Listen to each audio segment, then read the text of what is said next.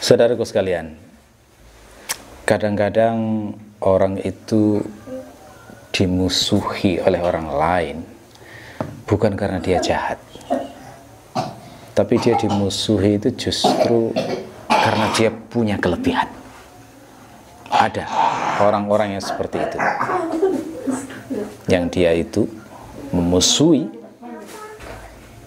karena orang lain punya kelebihan. Jadi mungkin juga terjadi dalam hidup kita. Kita ini dimusuhi orang bukan karena kita menjahati mereka, tapi karena kelebihan diberikan Allah kepada kita. Saking banyaknya kelebihan yang mungkin sampai nggak bisa tersusul, akhirnya hanya bisa disikapi dengan permusuhan dan kedengkian. Seperti Nabi Yusuf. Nabi Yusuf itu nggak jahat, baik beliau, hamba Allah yang soleh, bahkan Nabi.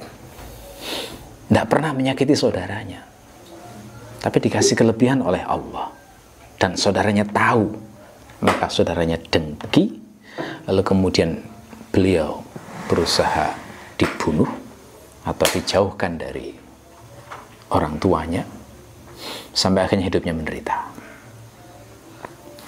Jadi memang sangat mungkin yang terjadi seperti itu sangat mungkin dalam hidup. Lalu bagaimana sikap kita? Sikap yang harus kita lakukan niru Nabi Yusuf. Tetap sabar, tetap rendah hati, dan terus konsisten beramal soleh.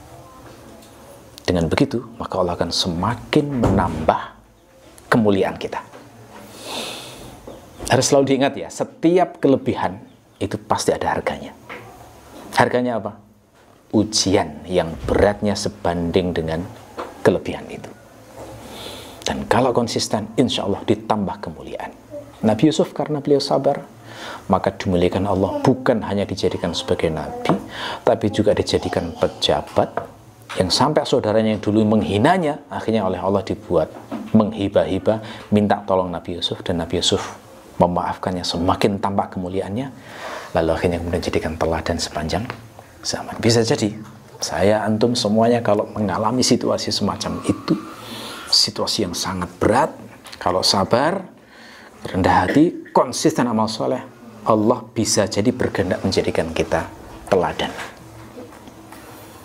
sepanjang zaman, atau minimal selevel kita.